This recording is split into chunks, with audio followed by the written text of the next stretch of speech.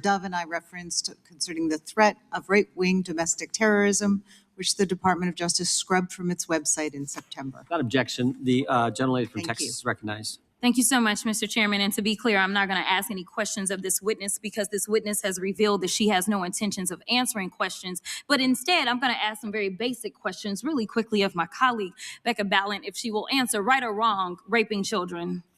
Wrong. Right or wrong, killing random citizens. Definitely wrong. Right or wrong, enriching yourself as the sitting president of the United States. Definitely wrong. Okay, thank you, because I probably never would have got that with our witness. Our witness who somehow is a lawyer but does not understand how it works with witnesses. I'm not really sure what law school she went to and what all kind of cases she tried, but typically when you come into a space and somebody's a witness, then they sit there and they answer questions instead of asking questions. And then we also have this objection that we use as lawyers called non-responsive when a witness fails to actually answer the question. But nevertheless, let me address the survivors because that's exactly who they are. They are not victims, they are survivors. Let me say thank you for having more courage and moral clarity in your pinky fingers than the entire Department of Justice. We are currently the laughing stock of the world, partially because of the failed leadership within the DOJ, as we see kings and queens falling everywhere around the world. But we don't know the basics of right and wrong in this country because it's not about partisanship. And that's why I applaud Thomas Massey, because he's the only person on the Republican side that has a backbone and knows how to stand up to corruption. But nevertheless, let me keep going. My Democratic colleagues have been attacked this entire committee hearing. They have been lied on. And frankly, the American people weren't looking for that. They were looking for answers about the corruption that they see coming from this administration.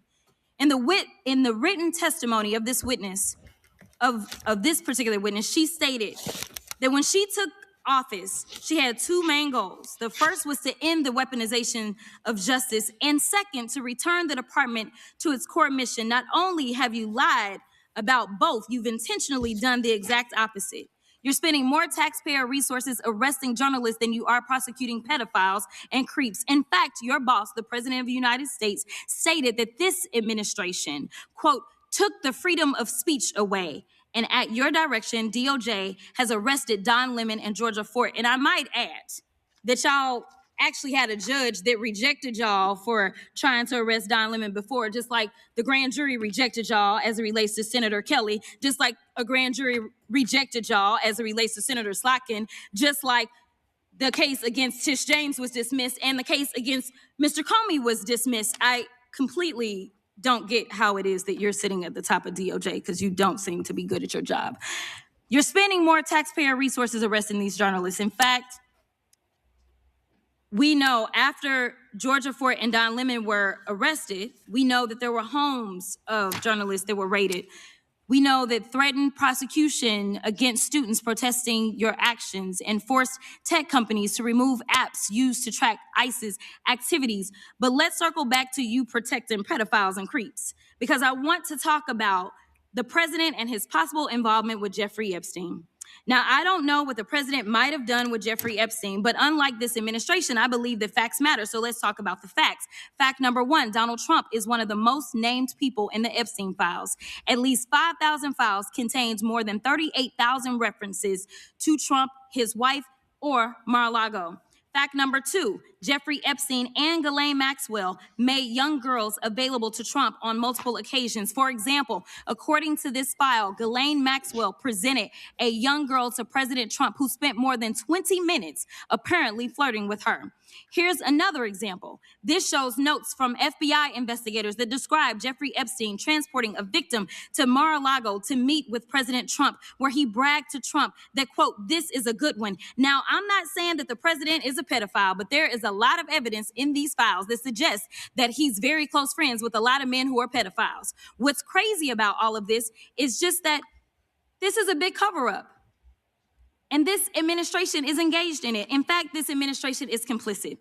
But there are numerous others, like how the DOJ is attempting to obstruct justice in the investigation of the rogue agents who have murdered American citizens, or how the DOJ seized voter data from Fulton County in an attempt to steal the 2026 midterm elections, or how federal agents have Tom Homan on tape accepting a bribe and your agency killed the investigation, or how your agency is ready to give the president a $230 million payday, which is unconstitutional. The Constitution is clear. The president shall not receive any payment except his salary while in office. The fact of the matter is that you will be remembered as one of the worst attorney generals in history, an attorney general who has prioritized obstruction over justice, corruption over the law, fealty to the president over loyalty to the Constitution. And Mr. Chairman, I will yield. Gentlelady yields. Gentleman from Missouri is recognized. Excuse me, gentleman from Kansas, the Attorney General, former Attorney General, Mr. Schmidt is recognized.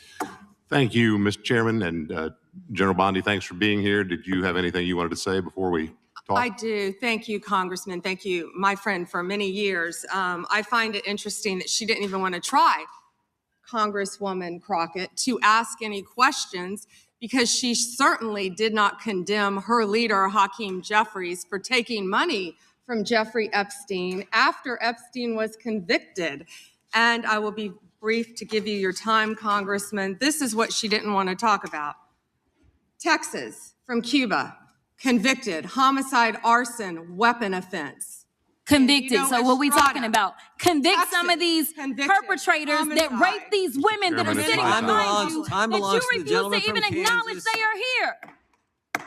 Time belongs to the Texas. gentleman from Kansas. Mr. Chairman, could I have a few seconds You back bet, to make you up bet. for the yelling? Thank bet. you. General, Thank did you have you, anything Congress. further to say? Texas, convicted of homicide. Cecil Joseph, from Dominican Republic. Texas, convicted for kidnapping, rape. Khalid Khan, from Afghanistan.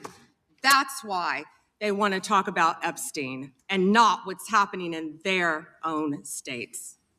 Thank you, General, and thank you for being here. And this has been quite a spectacle to observe today. I think it's sad. I ran for Congress because I thought we had serious problems in this country we wanted to try to fix together. And this performance today, not yours, General, but some of my colleagues, has not shored up my confidence that we are up to the task. You and I served together for 8 years when you were Attorney General of Florida and I in Kansas. You